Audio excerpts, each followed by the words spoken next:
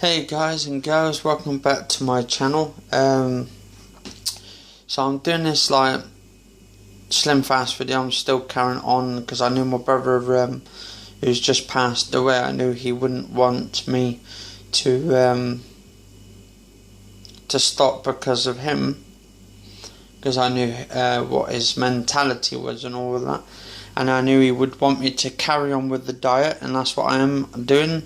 I'm going to be carrying on, and yeah, it's just gonna bloody carry this video on and dedicate this video to my brother who's just passed away at 42 years old, pretty bloody young. And this is actually day 142, episodes 288. So it's 288 episodes, and this has got to be the hardest two videos that I've done today. For my dieting and all that.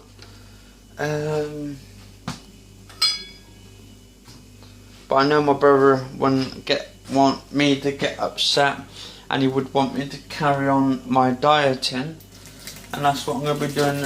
Awful. And while I'm going to be trying to lose this weight as well, I want to start doing charity work as well for cancer, because I find that cancer is one of those sort of charities that needs to be done. It needs to be find cures for all of it, and we need to find a lot of stuff to happen.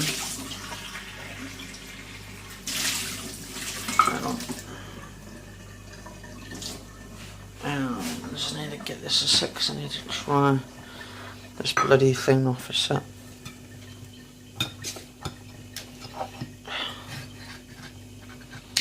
I'm trying to clean this up.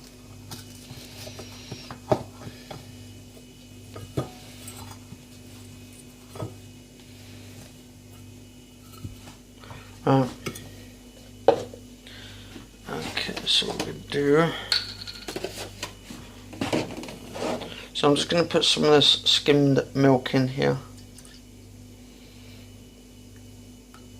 Oh shit, no.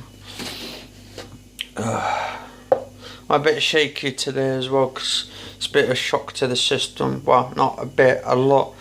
I mean, I knew he was dying and all that, but I didn't know, because his the rest of his family, his fostered brother, thought he was going to be going like in weeks, but it looks like it hasn't been weeks, it's only been a few days.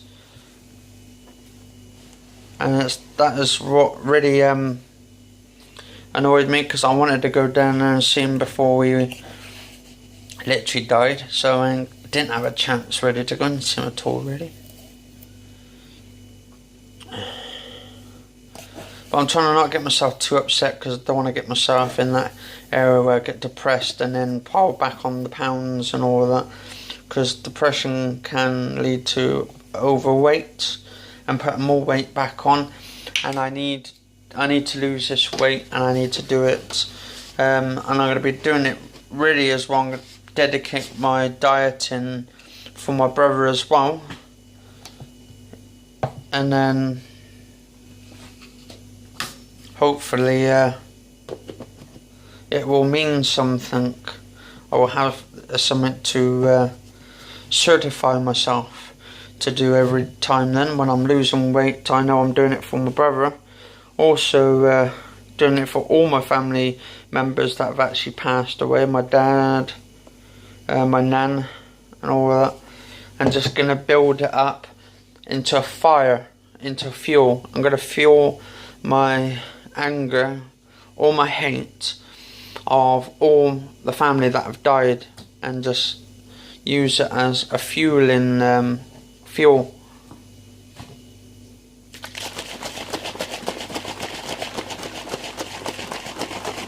Because I've lost a lot of family members, cousins. I've lost my uncle. That was around about the same time as my other cousin, who died, I think was in 2012, and it was the same time my dog passed away. So I need something to motivate myself. So to carry this on to keep myself motivated it's gonna be hard. But like I said, it's never gonna be something. It's gonna be easy. Hang on. Something like this is never easy, especially when it's. I mean, we've not been close. We've never been close, me and my brother. But I remember this one time when I was in the cot, and I remember my other brother upstairs. When it comes down, not my half brother, but my real brother, because I've got two brothers that lives with me. I've got my one brother, who's sometimes a bit sarcastic. And the one who's a bit sarcastic, he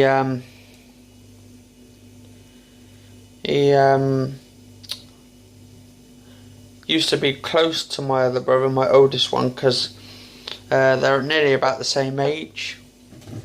Nearly the same age and all that. And I'm the youngest of the 13 of us all together. And it's a shame. I really want to get close to my brothers and sisters, the rest of them that are still around. But it's I mean, life is too short at the end of the day, and I want to try and make peace with all my brothers and sisters. And I know some of them haven't got it in for me because I haven't even done anything, but they still seem to have it in for me and my mum for getting them adopted. Well, not them adopted, but them taken away and all that. And it's not my mum's fault or my dad's fault at the time, so it's just one of those bloody things. It happens for a reason, and it happens for a reason because, I don't know, people get taken away for some silly fucking reasons and then never seen in years, so it's too late. I mean, I wasn't taken away myself because I was too ill. But I remember this one time when my brother and my oldest brother, my other brother just below him, they one day had a pillow fight, and I remember this. It was like one of these all-time pillow fights. It was like I think it was like the ultimate pillow fight they were having. And I was sitting in my cot, I was laughing my head off about it because I remember all the feathers going over everywhere, and they were getting me really like laughing and excited and all that to watching them, and it was like so fucking amazing. So it's just one of those things, isn't it? I mean, you remember stuff like that, but I think I was about 2 or 3 years old, and my mum was like, how the hell do you remember that? And it's all about, I mean, to be honest, when you have eyes, you can see, and when you were young, don't matter if you're a young little boy or a young little girl or something, you still remember certain things. And I keep having these dreams that, well, they're not dreams, they're actually real. I remember when I was born, I could actually remember me getting put onto one of these hospital beds, and as I was getting on a hospital bed, I remember like being carried onto one of these like beds to the operation table where they were doing the operation on me. And it's kind of weird. It's not like I've been watching films and all that, and then the actual ordeal of it, the emotion sets high level on it.